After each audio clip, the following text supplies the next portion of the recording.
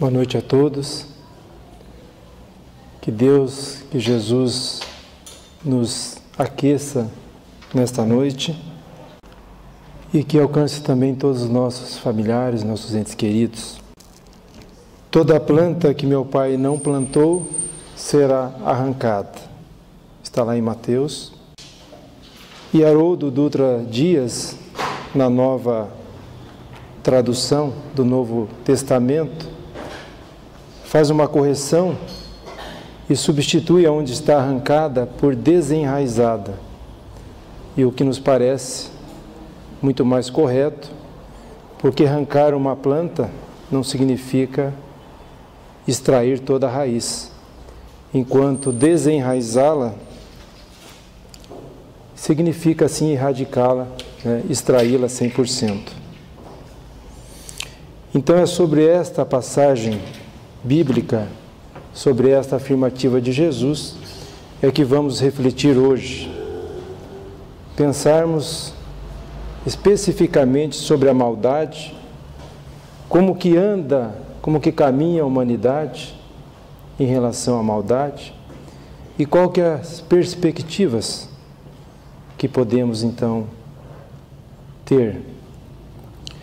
Porque ao lado dos desastres naturais, ao lado das calamidades que sempre atingiram a terra, o homem, ele tem o grande desafio ainda de conviver com a maldade. Então, é um duplo e um árduo trabalho. Embora a maldade e essas calamidades, esses desastres, nos auxiliam no nosso progresso, né? O mal, ele é um tema muito discutido hoje. É objeto de análise da filosofia, da ciência, das religiões e também dos governos, que gastam fortunas por efeito da maldade praticada pelo homem. Então nós vemos aí que o mal se encontra disseminado, né? Ele se alastrou por toda parte do mundo, né? E os níveis de maldade hoje também nos impressionam, né? Ele nos impõe medo, nos impõe insegurança, né? E nos dá aquela impressão negativa de que o homem não vem progredindo. A gente vê tanta maldade por aí que a conclusão é de que o homem vem regredindo moralmente. Mas não é isso que está acontecendo. Então, como que anda a sociedade hoje? Se fizermos um breve cenário do mal, a nível nacional e também internacional, nós vamos ver que estamos vivendo, na verdade, estamos diante de um grande paradoxo. Por quê? Porque nós estamos vivendo uma era de avanço tecnológico, né? Seja na ciência, seja na cultura, e ao mesmo tempo, o homem contemporâneo, ele parece que não se libertou, né, da barbárie, da selvageria, do primitivismo. Então nós vivemos sim um momento de inquietação, de desafios, né, na humanidade. Porque os índices então de maldade realmente são assustadores.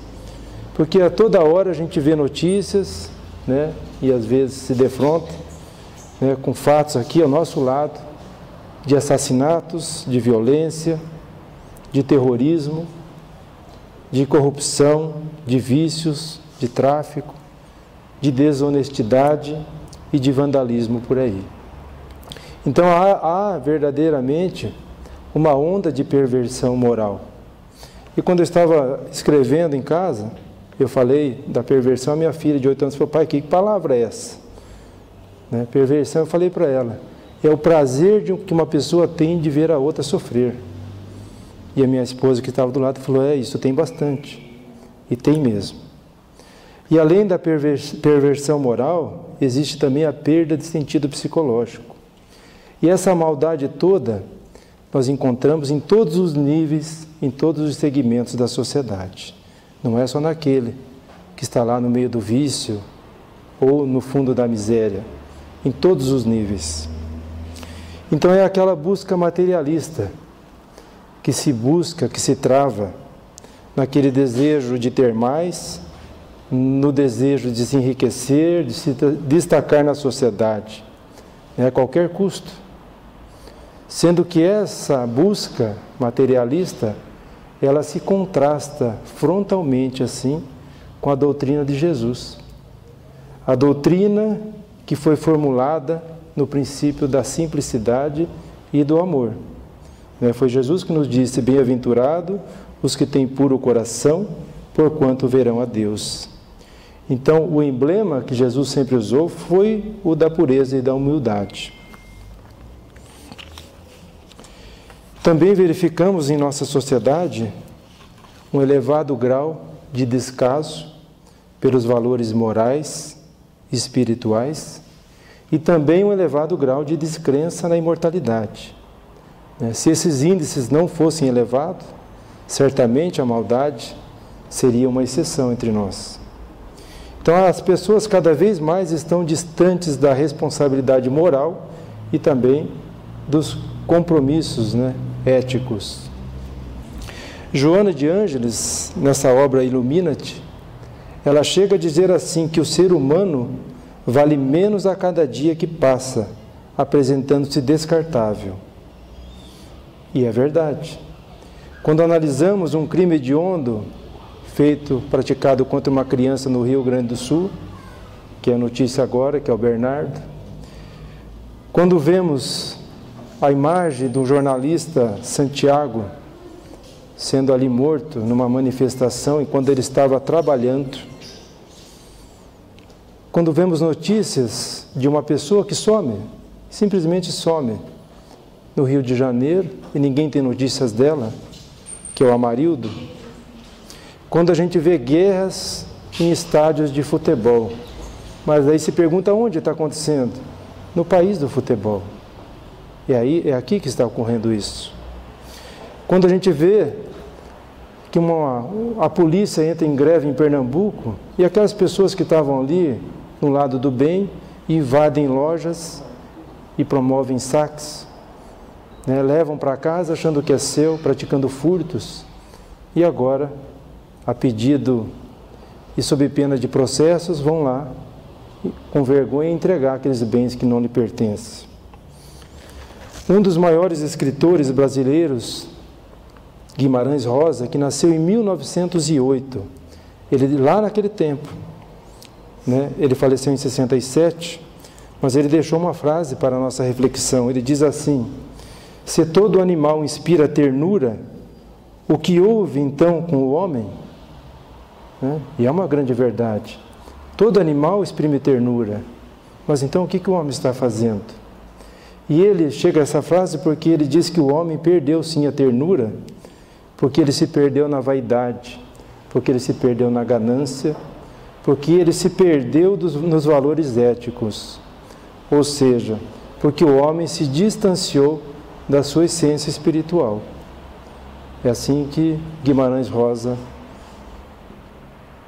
pensou há muito tempo já do homem. Aí vem Joana de Ângeles, a benfeitora, e nos define o que é o mal. Diz que é tudo aquilo que se apresenta negativo, aquilo que se apresenta com feição perniciosa, ou seja, maléfica. É tudo aquilo que deixa marcas perturbadoras e afligentes. Esse é o resultado do mal. É isso que ele deixa. Marcas perturbadoras e afligentes. Ou, de uma forma mais simples, o mal é um estado de desarmonia do próprio ser. E Allan Kardec também nos deixou no Livro dos Espíritos um capítulo sobre o bem e o mal, que nos ajuda a entender esse sentimento. E na questão 629 diz assim: que definição se pode dar da moral? E os Espíritos respondem: a moral é a regra do bem proceder, isto é, de distinguir o bem do mal. Funda-se na observância da lei de Deus. Então o homem procede bem quando tudo faz pelo bem de todos. E, consequentemente, o mal é tudo o que lhe é contrário. É quando o homem, então, infringe a lei de Deus. Mas daí Allan Kardec questiona: mas como que uma pessoa pode distinguir um do outro? Deus lhe deu a inteligência, né? Todos os seres são dotados de inteligência. Por mais que tenha alguma limitação ou não, é com ela que se distingue o bem do mal. E na questão 632, nós vamos encontrar um valioso princípio. Um princípio que, se for aplicado na vida de qualquer pessoa, jamais a pessoa vai errar. Jamais ela vai praticar o mal. Foi um princípio que Jesus nos deixou, que é aquele: fazer aos outros o que gostaria que o outro lhe fizesse. E ainda ressalta os Espíritos: tudo se resume nisso. Toda maldade se resume nisso. E ainda fala: não vos enganeis. E de fato é verdade, porque se eu quiser furtar o celular do Vanim, que eu sei que é um mais moderno, é o 5, iPhone 5, que ele pagou uma nota, e eu pensar: será que eu gostaria que ele furtasse o meu? É claro que eu não vou furtar. Se eu quiser enganar alguém aqui e refletir um pouco: será que eu gostaria de ser enganado? Não vou. Se eu perdi o ônibus hoje, hoje eu vou botar fogo naquele ônibus, como se faz aí todo dia. Mas se o ônibus fosse meu, eu gostaria? Não. Então é um princípio que a gente deve ensinar para nossas crianças, devia ter nas faculdades, né? Que, se for aplicado, ele é 100% eficiente. Não tem como a pessoa praticar o mal. Mas Allan Kardec vai mais adiante, ele fala assim: não podia então Deus ter criado a humanidade em melhores condições, sem o mal? E os Espíritos respondem assim: os Espíritos foram criados simples e ignorantes. Deus deixa ao homem a escolha do caminho. É preciso que o Espírito ganhe experiência. É preciso que conheça o mal e o bem. Só que aqui está o verbo conhecer, que é muito diferente de fazer, né? E a pergunta mais importante que eu acho, na minha opinião, está aqui na 642. Para agradar a Deus e assegurar, ou seja, me garantir o meu futuro, bastará que o homem não pratique o mal? E os Espíritos falam: não, e ponto. Cumpre-lhe fazer o bem no limite das suas forças, porquanto responderá por todo o mal que haja resultado de não haver praticado o bem. Então, não é só o fato de eu não praticar o mal que vai me garantir um lugarzinho no céu.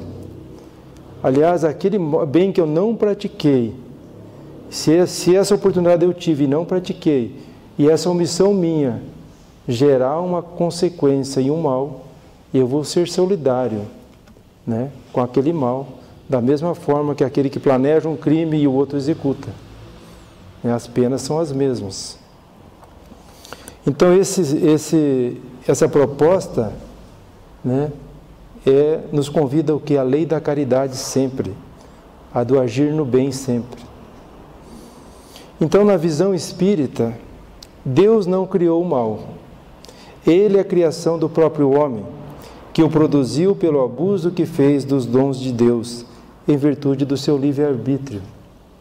O ser em si mesmo não é portador de maldade, né? Como ele disse lá, ele foi criado simples e ignorante. O sentimento de maldade se originou da onde? Se originou das experiências, das nossas reencarnações, no processo de evolução, que em algum momento despertou essa face negativa, mas que esse lado negativo pode e deve ser corrigido de que forma? Pela aplicação dos recursos, que é do altruísmo, da bondade, da moralidade e da cooperação com as demais criaturas do mundo. E outro ponto fundamental é sabermos que a existência do mal é temporária, ela não é eterna.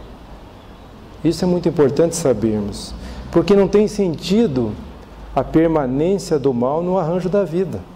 Não tem sentido um mal eterno. De modo que, à medida que o homem progride moralmente, menor vai ser o grau de maldade. Então, esse sentimento negativo, ele faz parte do aprendizado, sim.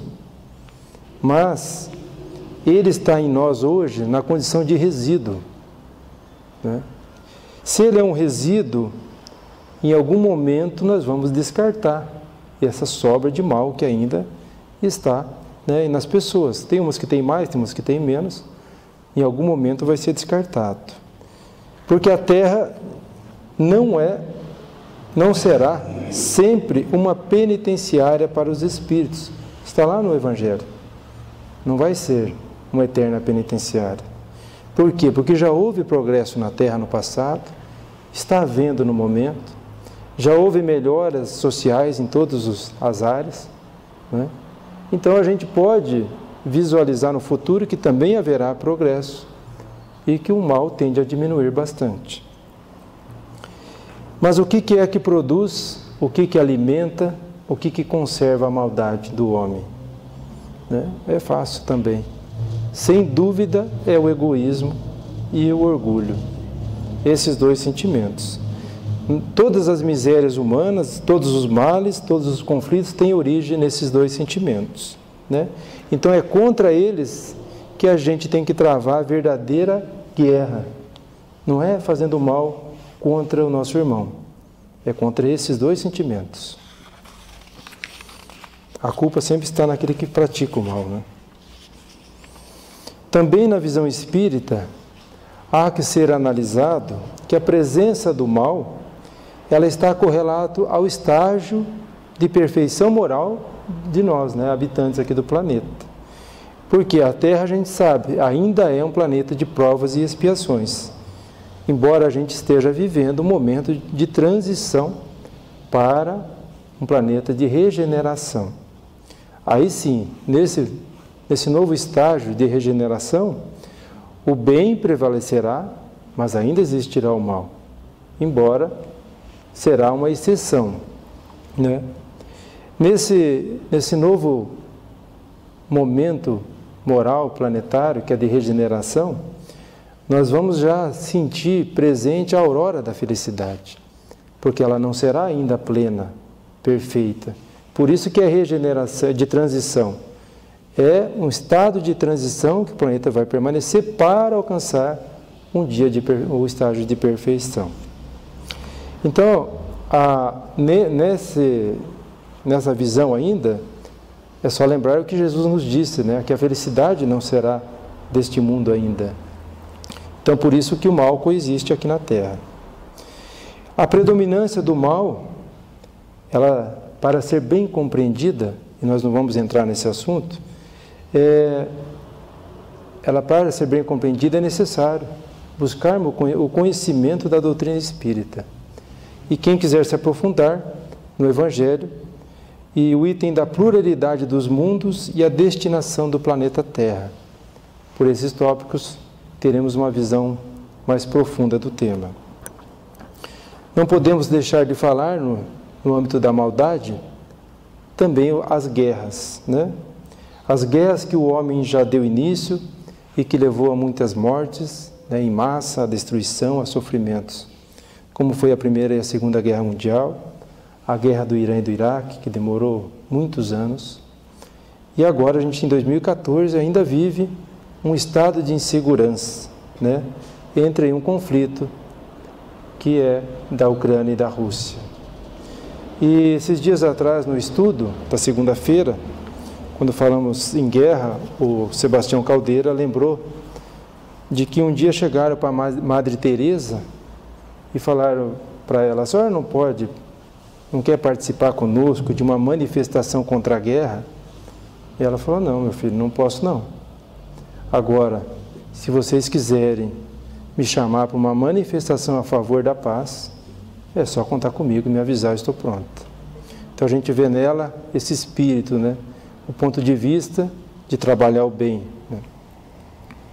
E na questão 742, explica lá por que das guerras. Pela predominância da natureza animal sobre a natureza espiritual, pelo transbordamento das paixões, é isso que motiva a guerra. Mas a guerra desaparecerá quando os homens compreenderem a justiça e praticarem a lei de Deus. Então a gente tem esperança de que esse mal, que é a guerra, que ainda está por aí, né, um dia a gente vai se libertar, né, quando o homem alcançar, compreender a justiça. E a coisa anda meio feia por aí mesmo, né? Eu vi uma notícia, quem não conhece o Rio de Janeiro, eu não conheço, vai ser difícil, e quando for lá, visitar o Cristo Redentor. Porque eu vi uma notícia que circulou nos celulares, dizendo assim, ó, até copiei aqui: Cristo Redentor vaza do Rio de Janeiro. Essa notícia, ele vazou de lá e deixou um bilhete escrito isso, ó: fui. Não deu para aguentar a Copa do Mundo. Os traficantes, as manifestações, a corrupção e uma chuva de balas perdidas. Qualquer hora uma me acerta. Pega outro para Cristo. Fui. Está assim o recadinho lá. Então, é o estado de maldade, de noticiário, ao invés de falar do bem, é assim. Então, circula aí. Está ele lá com o Cristo Redentor com uma malinha vazando do Rio de Janeiro. Mas vai melhorar, sim. Nós vamos chegar nas notícias boas aqui. Então, se a gente for observar a sociedade, né, o que a gente vai olhar e constatar? Que há uma grande variedade de comportamento. Né? Comportamento moral, comportamento espiritual, toda forma de comportamento. E essa variedade, ela demonstra o que para nós? Que também há uma diversidade de níveis de consciência. É assim que a gente deve olhar o mal. Diversidade de níveis de consciência. Então, como pode aquela pessoa ter praticado aquilo? É o nível de consciência dela. Se foi coisa leve, né, é nível mais ou menos, é nível baixo e assim por diante. Porque nós todos somos dotados de inteligência, né, como eu falei antes. Mas isso só não basta. Nós temos que desenvolver a nossa inteligência para passar para um outro nível, que é o nível do discernimento. Mas também não para por aí. Chegando nesse nível, nós temos que trabalhar ela ainda para chegarmos ao nível de um outro estágio, que é o nível de consciência lúcida. Aí sim. Então é neste momento de consciência e de lucidez que o espírito, então, se torna responsável pelas suas ações. É quando ele sabe realmente distinguir o bem do mal. É quando nasce, então, o senso de responsabilidade e de amadurecimento psicológico. Então, nesse estágio, é que a gente consegue cumprir efetivamente os nossos deveres, todos eles, né? E o mal daí não tem mais espaço para a criatura que alcançou esse nível. Então, quando a gente olha assim, a gente tem que entender que um está num nível diferente, porque a gente está aqui no planeta Terra. Está tudo misturado mesmo, né? Mas como que vai uniformizar isso, né? Como que vai equilibrar essas variáveis que a gente vê aí, tudo misturado? As leis divinas têm um recurso valioso, sim, que é a lei da reencarnação. Por quê? Porque esse nascer e morrer, várias vezes, faz com que o espírito, então, mude de estágio, né? E, aos poucos, ele vai conseguindo abandonar o mal, né? Cada encarnação. Isso a gente vê lá, escrito por Allan Kardec, em Obras Póstumas, no item 26. Ele fala assim: devendo o espírito, em cada existência corpórea, adquirir alguma coisa no sentido do bem e despojar-se de alguma coisa no sentido do mal, segue-se que, após certo número de encarnações, ele se acha depurado e alcança o estado de puro espírito. Então é a lei da reencarnação que vai proceder essa melhora do nível de consciência e, consequentemente, reduzindo o número de maldade, de atos assim. Agora, falei muito de coisa ruim, vamos falar de notícias boas.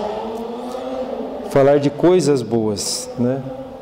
Falar que nós temos razões, sim, para sermos otimistas, mesmo convivendo com tanta maldade no mundo, né? o bem certamente vai sair vitorioso no final. E quem nos responde isso, de uma forma muito confortante, de uma forma muito esperançosa, é Joana de Ângeles. Nesta obra aqui, Ilumina-te, né, de Divaldo Pereira Franco, no item 22, no capítulo 22. E eu trouxe então aqui a parte final deste capítulo, onde ela analisa o mal e diz o que se está se fazendo. Então eu vou ler, ela diz assim, para nos fortalecer e nós não desanimarmos.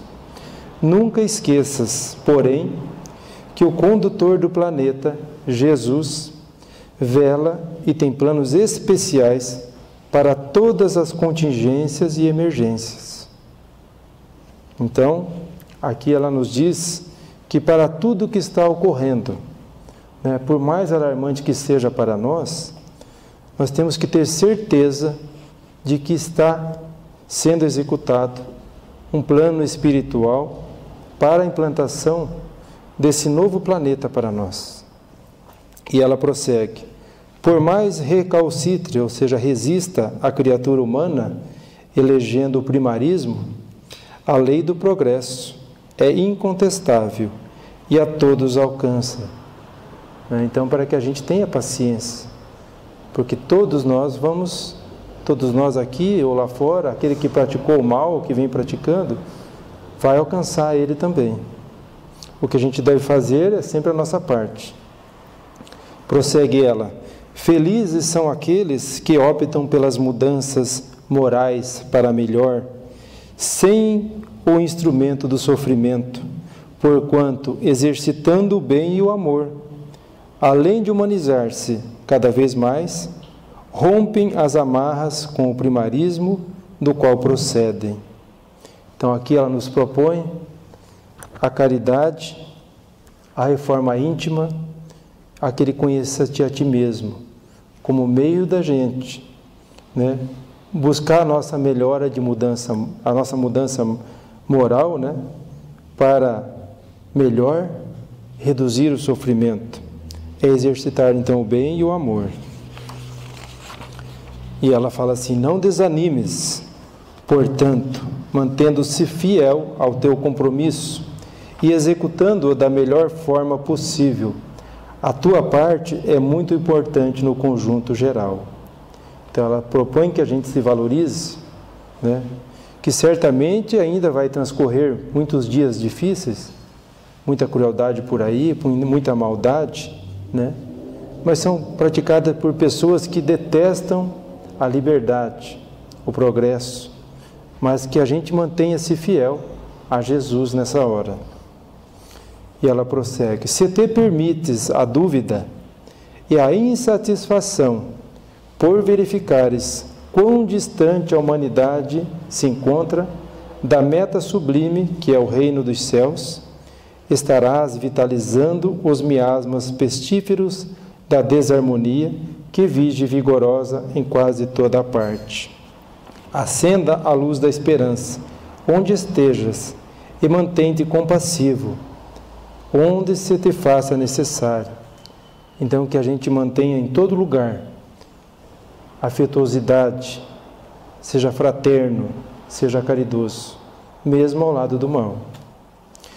E ela prossegue: que o exemplo dos maus não te constitua modelo para o comportamento, porquanto, se assim não o fizeres, estarás acompliciado com a loucura que multiplica abertamente. Por menor que te consideres, possuis o tesouro da fé que te sustenta a existência, e faz-te avançar sem temer e sem aflição. Então, para isso, ela nos propõe aqui a fé, o vigiar e orar, a disciplina e a perseverança, como recursos para este momento. Muitas vezes, diz Joana, sente-se deslocado no contexto social ou mesmo excluído dele, porque não falas a mesma linguagem, não tens os mesmos hábitos e modismos, apresentando-te algo ultrapassado das exigências ambientais. Sem dúvida é assim mesmo. O cristão verdadeiro tem que ser diferente do indivíduo convencional. É perfeitamente compreensível que assim suceda, porque até mesmo ele, Jesus, não houve lugar no mundo. E de fato não houve. Nem Jesus agradou a todos, né? Se pegarmos dois exemplos, para Maria de Magdala, Jesus foi quem? Para ela foi um Salvador. E para Caifás, aquele que mandou Jesus a Pilatos, Jesus era o que para ele? Era um revolucionário perigoso. Então nem a Jesus agradou a todos, não vai ser nós que vamos também. Aí vem a notícia boa, que eu queria chegar. Ela diz assim: certamente será instalado, sim, o mundo novo entre as criaturas terrestres. E as providências para que isto aconteça no menor prazo possível vêm sendo tomadas pelos responsáveis pelo programa de renovação ora em andamento. Então ela nos diz que vai ser instalado, ela nos diz que esse mundo novo, as providências já vem sendo tomadas, não vai ser tomada, já vem sendo tomada. E o prazo é o menor possível, não é daqui a alguns milênios. Isso já está acontecendo. E isso aqui, essa afirmação, ela não é uma promessa de político, aí em ano de eleição, não é promessa de governo. Quem nos está dizendo isso é a benfeitora Joana de Ângeles, né? Que tem toda a credibilidade. Ela fez inclusive parte do Evangelho, quando ela assinou 2 das instruções dos Espíritos. Então ela tem, né, condições morais e conhecimento para dizer que esse processo de mudança do nosso planeta já está acontecendo. Isso é para nós de muita alegria. Então é mais motivante para nós trabalharmos mais ainda no bem, né? A reencarnação é o mecanismo inevitável que vem procedendo à seleção que ora se opera, facultando a permanência daqueles que acompanham a marcha do progresso. Então aqui ela diz aqueles que vão e aqueles que ficam. Quem estiver na marcha do progresso fica. E ela diz aos que não, fala assim: enquanto os demais, à semelhança do mito de Lúcifer, são transferidos para outras dimensões penosas, onde refundirão os sentimentos, e após renovados, volverão à nave-mãe. Então aqui é a lei de reencarnação, é a lei de causa e efeito trabalhando, mas com a esperança de que todos aqueles que não ficaram, um dia vão voltar, né? Como diz a parábola do filho pródigo, o retorno ao pai. Ninguém vai.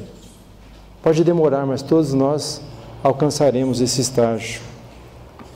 E ela conclui assim: agora, porém, ante as luzes do Consolador, tudo será diferente. O poder dominante será o do amor, sob as bênçãos da caridade. Então é assim que ela encerra.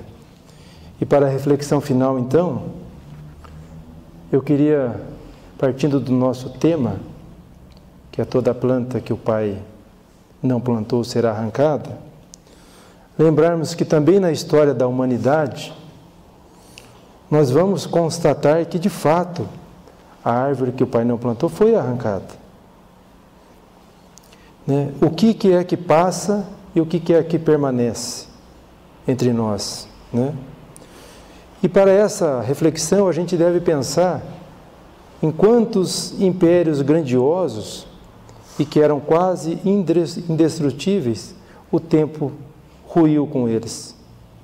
Ou se não foi o tempo, foram as guerras que aniquilaram com eles, né? E o que restou desses impérios? Restou algumas pedras, né? Algumas páginas na história, nada mais, né? Destacando aqui, por exemplo, no mundo antigo, o Império Babilônico de Nabucodonosor, de 1894 a.C., ele ruiu. As pirâmides do Egito é prova de que um grande império também ruiu. O poder de Esparta, lá na Grécia Antiga, que foi uma das forças militares mais temidas da humanidade, ela também ruiu. Atenas não foi diferente. Toda aquela beleza, uma das mais importantes e poderosas cidades da antiguidade, ela sumiu, ela ruiu. Ela foi transferida para Roma, que também foi destruída. O Império Romano inteiro caiu. E hoje nós aqui no mundo moderno, nos tempos modernos, também se levantaram impérios, como o otomano, que é o turco, que é um dos estados mais fortes do mundo, o austro-húngaro, o britânico, o nazista e o soviético, né? E hoje esses impérios modernos também estão sofrendo os efeitos pelos crimes praticados contra os seus povos, contra os seus mártires, né? Por quê? Porque esses impérios ruíram.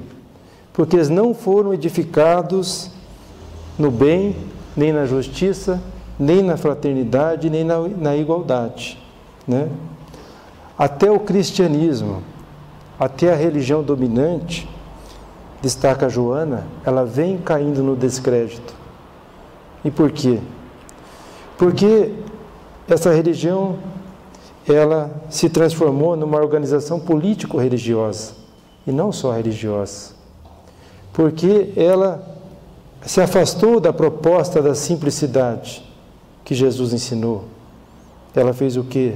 Ela optou por símbolos, ela optou por teologia difícil, adornos desnecessários e rituais que não resolvem os conflitos das pessoas que a buscam. Então agora, né, chegou a vez do quê? A vez do império do mal também ruir, né? E o que sobreviveu ao tempo, além desses impérios? O que sobreviveu somente foi aquilo que foi construído no bem, aquilo que veio com amor e verdade. E o amor, o bem e a verdade foram os instrumentos que Jesus, né, se fez aqui na terra. Então, a obra de Jesus, ela sim, a gente tem certeza e constatação de que ela mantém-se firme. A obra de Jesus atravessou os milênios e vem trazendo, né, cada vez mais o mundo definitivo do reino dos céus para nós, né? E sem aquela aparência exterior. Então, passado esses vários séculos desde Jesus, o que nos chega? Nos chega o Consolador prometido. E esse Consolador, ele vem vestindo a mesma filosofia de Jesus, que é o da simplicidade e do amor. Só que ele também nos traz a abnegação e também a caridade, né? E esse Consolador nos propõe o quê? Nos propõe a transformação moral como meta essencial do ser humano. Nos ensina e nos prova a imortalidade do espírito e para a solução de todos os problemas da existência humana, nos oferece a solução, que é o amor. Então, eu quero concluir dizendo que o império do bem, esse jamais vai ruir. E foi Jesus, esse nosso amigo, o modelo e guia da humanidade, que nos garantiu isso, quando ele veio e nos disse assim: bem-aventurados que são brandos, porque possuirão a terra. E a Joana, então, encerra essa mensagem, falando assim, se despedindo da gente assim: confiemos nisso e seguimos com Jesus. Muito obrigado.